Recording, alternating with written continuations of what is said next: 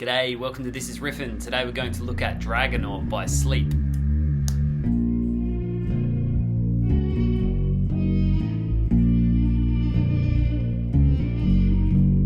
This is a monster of a song and it's a monster of a band to cover, especially Matt Pike, who is one of my favourite guitar players.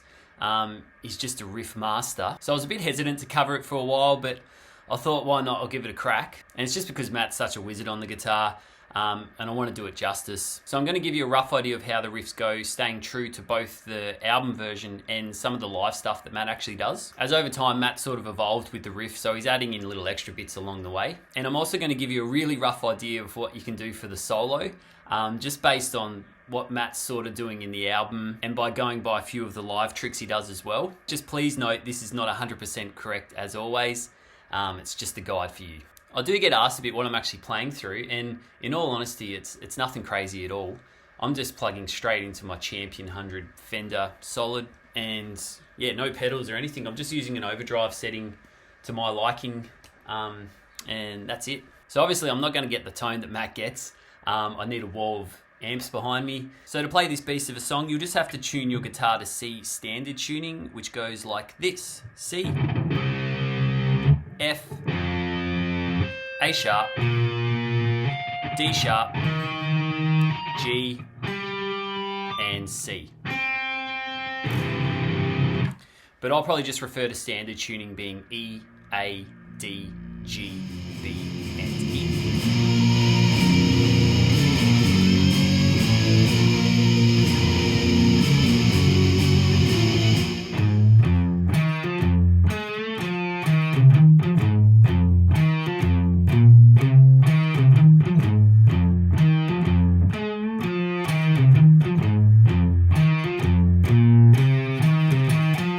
The intro riff uses a fair bit of palm muting going on and off, so I've given you a rough idea of where Matt roughly does it just for the intro riff before it kicks in. So chuck them in wherever feels right to you, but I've put up the top there just roughly where you should try and palm mute, and then where you shouldn't, just to emphasize certain notes. And I'll give you some rough ideas along the way which ones I think you don't have to palm mute. And so you're going to start on fret 3 on the A string, and this is palm muted with just a little slight bend of 3. So you don't have to take it down too far. And then you'll just do an open on the A after it. And then you'll go to 5-7 as a hammer on the D string. And for all these sort of 5-7s, I recommend using your first finger for 5 and your third finger for 7. That's just going to help you play it a bit more smoother. So 5-7 as a hammer on, and you don't have to do a hammer on even if you don't want. So you have 5-7, and then a palm mute on open on the A string. Then you're going to go to 5 on the G with a slight bend to 7 on the D. Those little bends there, you're trying not to overshoot it. So 5 bend on the G, 7 on the D. And then for this last little bit, you're going to play fret 5 on the D before palm muting 7 on A, 5 on D, and a 7 on D. So I'll just play through that first section again for you.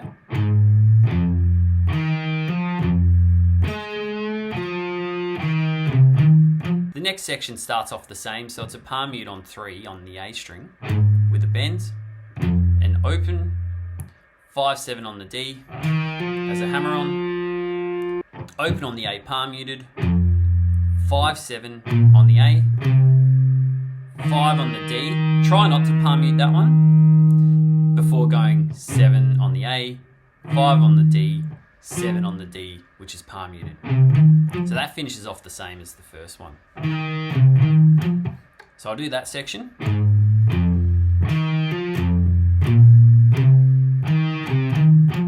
I'll put them both together.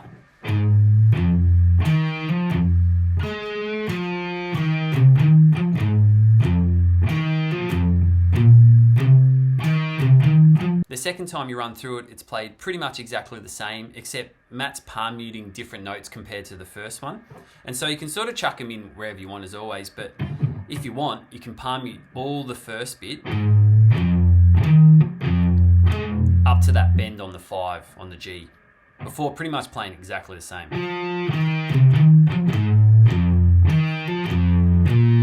Eventually, it just opens up at the ends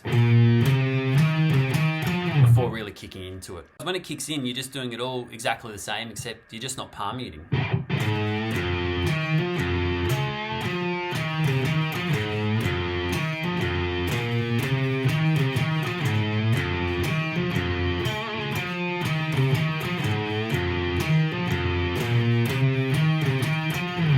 And then that little example there, I actually did a little vibrato on the 5, which you're welcome to do instead of a bend, which Matt does live occasionally, I think.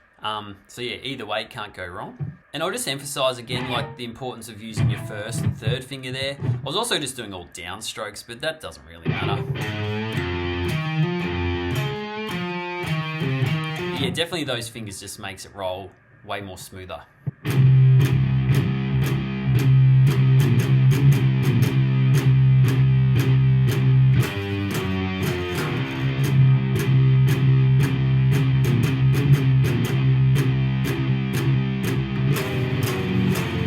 There's a good bit of discussion about how Matt finishes off this riff, being either an octave or this cool chord. And so I just gave you an example of both of them. I personally believe Matt does an octave on the album. I just can't hear that chord going on, but definitely live, he does that for sure. And if you watch the actual music clip for it, it looks like Matt's finger's actually doing an octave as well, I think. So I'm just going to go by that. But yeah, please let me know if you think I'm wrong. So I'll just give you both ways, and then I'm also going to give you an extra bit that he definitely does live these days. So to start off this wicked riff, you're going to be palm muting open on top and 7 on the A. Sounds tough as. And you're going to play that 6 times before doing this cool move. And it's important here to try and use correct fingers if you can. And so you'll go 5-7 on the A with the open on top, which gets played through the whole time. So 5 with your first, 7 with your third finger, then an 8-7 on the A. So try and use your pinky there. Back to 7 with your third finger. And then a 5-7 to finish it off.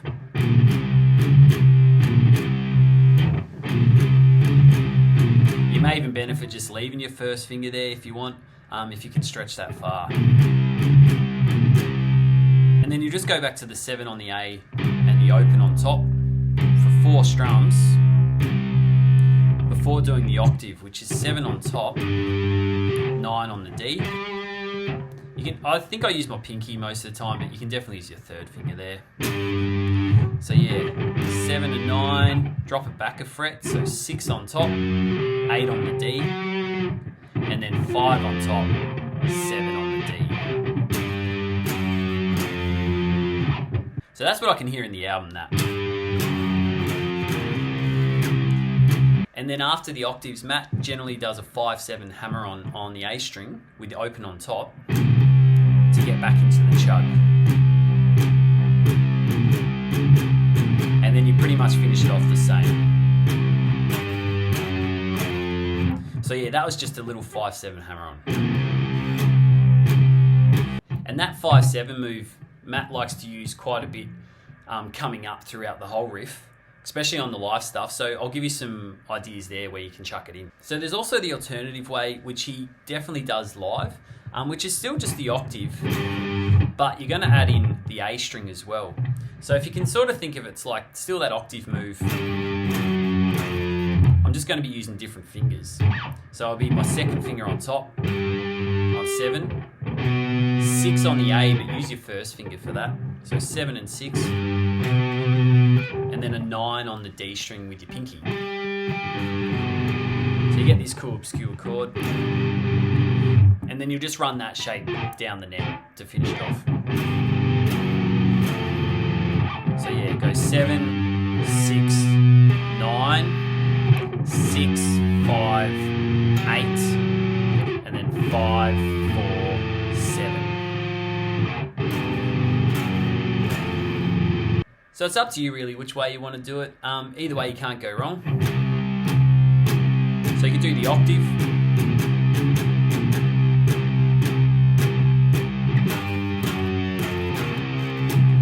or that other cool chord.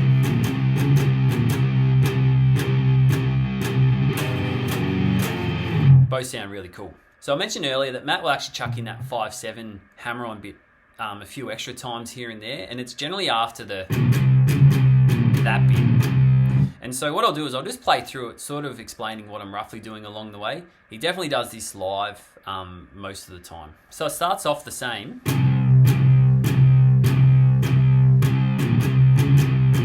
Finish it how you want.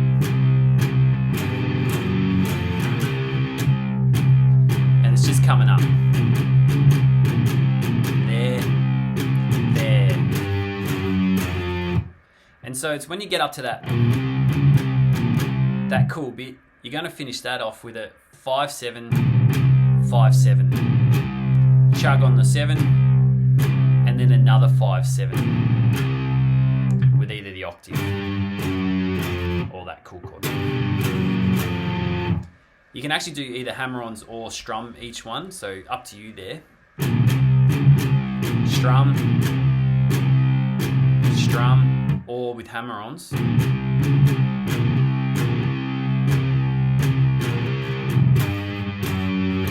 So yeah, I hope that makes sense. And then also, just to confuse you more, there's a cool bit of discussion about a little extra bit Matt potentially does add to this riff. He definitely does it on the live stuff. On the album, I think it might be just Al's bass line that's getting heard there, where I think Matt's just mostly chugging on that open 7 with the 5s and 7s. But on the live stuff, there's this cool little extra bit Matt definitely chucks in there, which sort of goes in line with that note Al hits on the album. But I totally could be wrong there. Matt could be doing this on the album as well. So I'll just roughly run through what I think Matt does on the live stuff.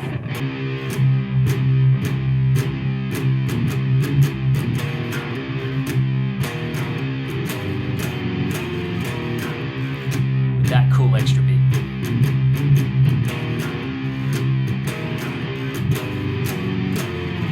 And of course, I'm not going to play it like the riff master himself, but this is pretty much what he does live these days, especially when it kicks in with the whole band. And so you start off with a 5 and a 5, so on A and D, and I like to bar that. It's possible he just hits 5 on the D before doing this 5/7 hammer on, but it just sounds tougher when you do the 5 and 5 together, I reckon. Back to the hammer on, and then the chug. Same there, but then it goes.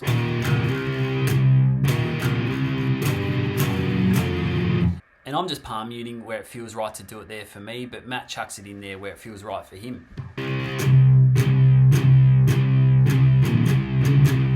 So you get to that bit there, and then it will be the 5 and 5 bar move, hammer on 5 and 7 on the A, another strum at the open 7, back to that 5 and 5 move, 5 and 7 as a hammer on with that cool. It's just tough as nails.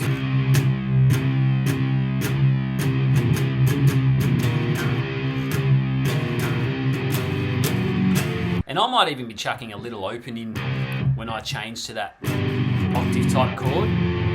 That will just naturally happen for me, so you could chuck that in there as well. And that just helps me roll into the octave bit a bit easier.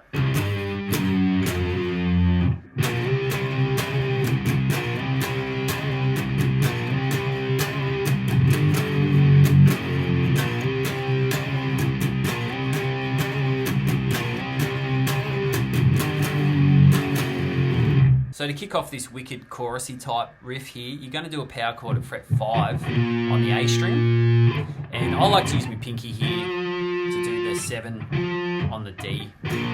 But use your third finger by all means, and you can even beef it up with your pinky underneath if you wish as well. It appears like on the live stuff, Matt only uses his third or his pinky for the live stuff when he does power chords, which makes me think you don't have to worry about adding in that octave. It's a strum of 5 with a slide to 7 as a power chord on the A string. So just strum it once. And then it's another strum of the 7. And then the next strum you do, you're just going to vibrato the hell out of it. And that's a cool move Matt does a lot with his playing. Sounds wicked. So it's a 5, it's a 7, 7, then another vibrato at 7. Followed by open, open, palm muted on the top string.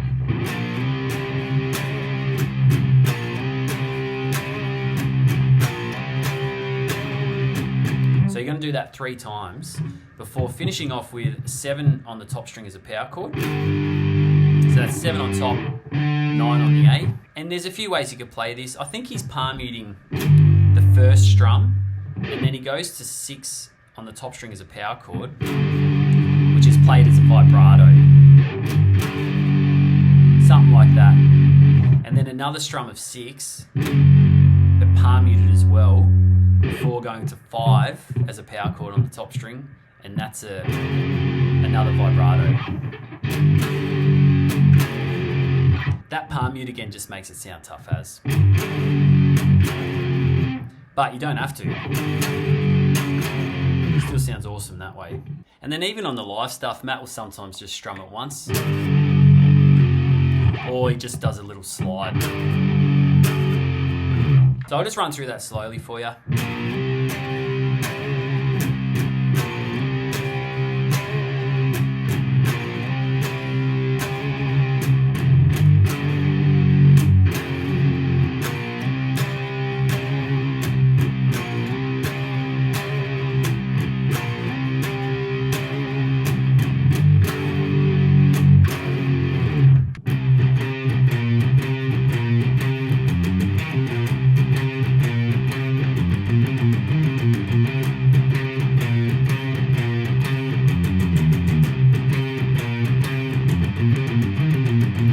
For this bridge type section here, I'd recommend trying to use your first and third finger, just like that first riff for most of the time, just makes it way easier.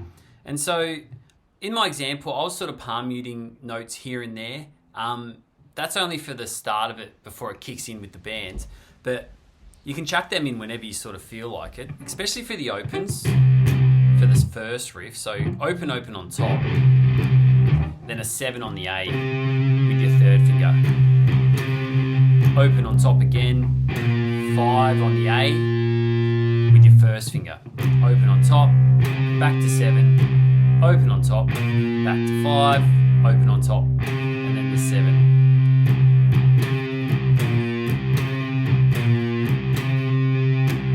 Then you do an open after that on top, and then it's a 5, 6, 7 on the top string. Try and use first, second, and third finger there. Down to the 5 on the D, back to the 7 on the A with your third finger, and then 5 on the A. So you get that cool run.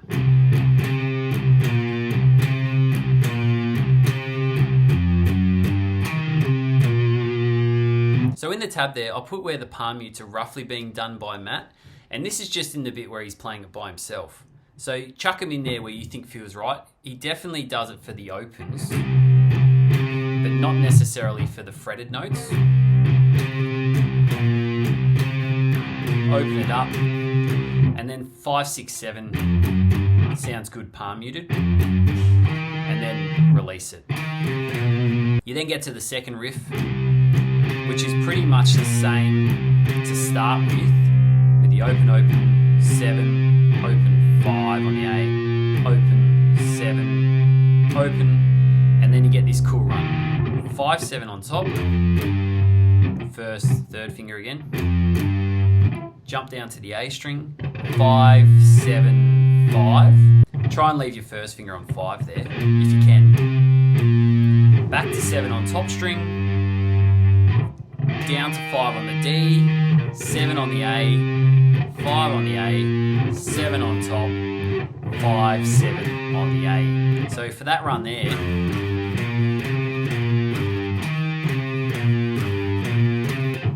first and third finger was all I was using there. Palm muting parts of it sounds cool as well. The third one starts exactly the same as the first one. So palm mute where you want. And when you get to the open on top, you get 5, 6, 5, 3, 5, 3. And so I like to use my first and second finger there. So 5, 6, 5. Leave your finger on 5 if you can, just for that bit. Then go to 3 with your first finger. Third finger for 5, then back to the 3. Allows that to be played a bit easier as well. And that sounds tough as palm muted.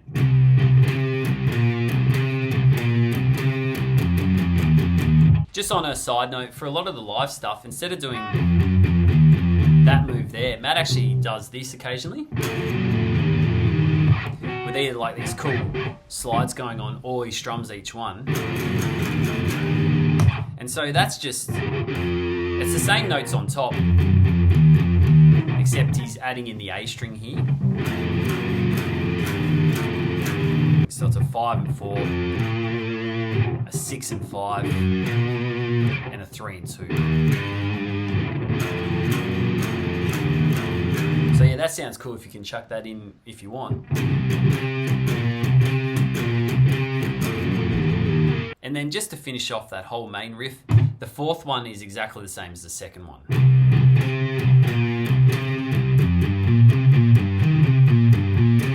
So I'll just run through that whole section a bit slower for you.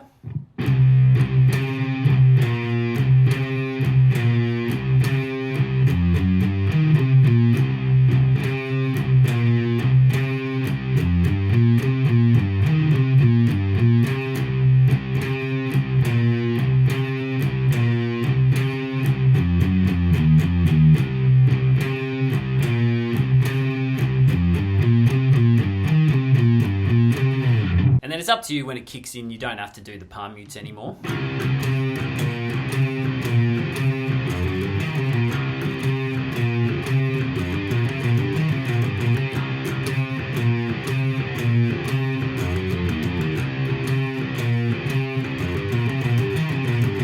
Which also sounds really cool.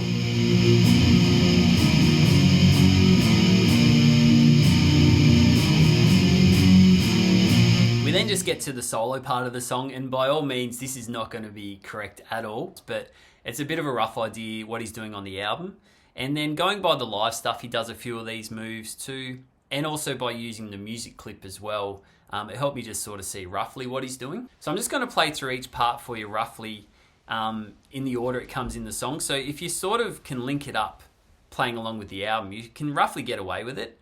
And I'm not going to play along with the album, so the feel's not going to be exactly the same, nor is the timing. I've also just chucked on a bit of delay on my amp setting here, just to make it sound a bit cooler. So yeah, that's all that's going on there. So rather than me just playing it straight, what I think I'll do is I'll just play each section and explain what I'm doing as I'm going along. So the first one's like a rough move like that, which fits in well, and there's a heap of sort of noise going on before a couple of bends, and then there's this going on, something like that.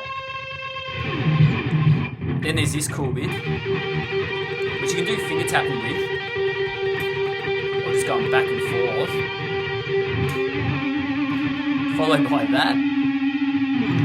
Then you get to this cool bit, which I'll really roughly do, but I'm not really a finger tapper. And then again, really roughly, but you don't have to do this with finger taps, you can just play the notes. Just with some sort of hammer-ons going on. And then followed by this pretty rough section.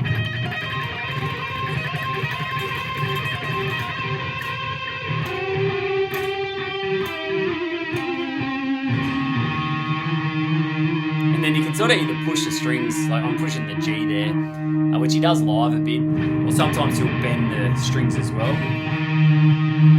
You get that sort of cool sound. So yeah, again, that is very, very rough. What I thought I'd just do now is I'll explain exactly what I was doing in each of those parts without the delay on, just so you can hear it a bit more clearer. And so in a lot of my videos, I always stress that I don't consider myself a solo player at all. I'm always just more about the riffs, but I just wanted to give it a good crack for you. And so it just starts off with a bend at 9 on the G. while you're holding 7 on the B. And then you'll go to 7 on the G as a vibrato.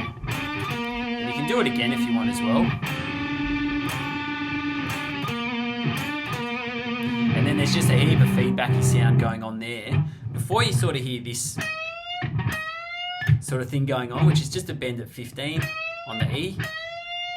Then there's just this little tremolo section going on at 12 and 15 on the B string. So you're just going back and forth.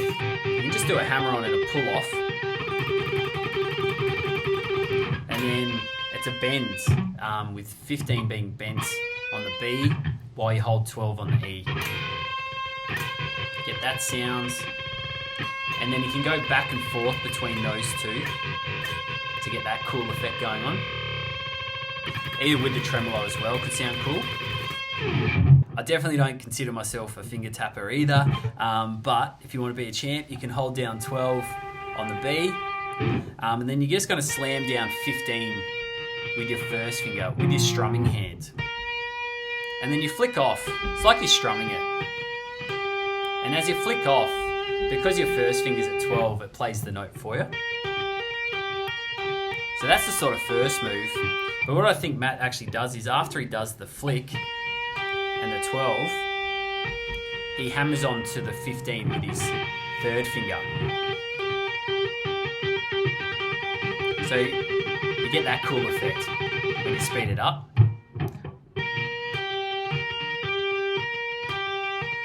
And so once you hammer on down the 15, you pull off back to the 12 before flicking on with your first finger again.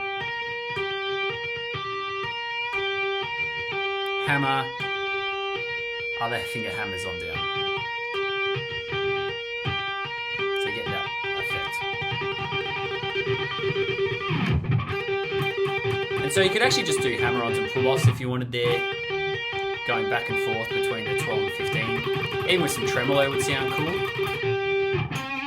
And then it's vibrato at 9 on the G, just a couple of times. This next move, it appears Matt definitely does do it going by the music clip and the live stuff as well. So if you can attempt this, it sounds really cool.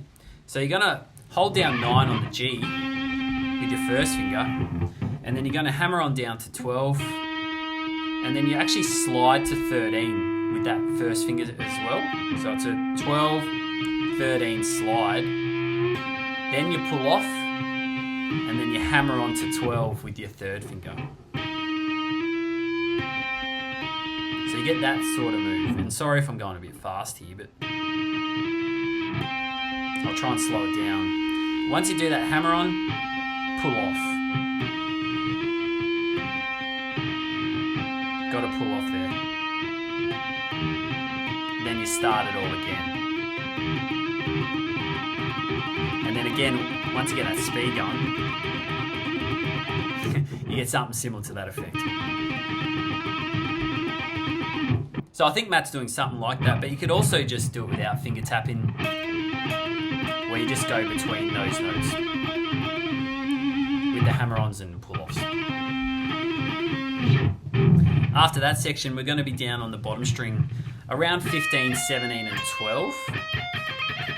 And you can do this as like tremolo picking or whatever works best, but it's a 15, 17, back to 15 and 12. And then a bend at 15 on the B. You could probably hold the 12 there as well. You do that back and forth a few times, then a couple of those bends at 15, and then it's a 14 on the G as a bend while you're holding 12 on the B. A couple of times, 12 on G as a vibrato, and then I think it's 14 as a vibrato on the D. So that little section there is something like this.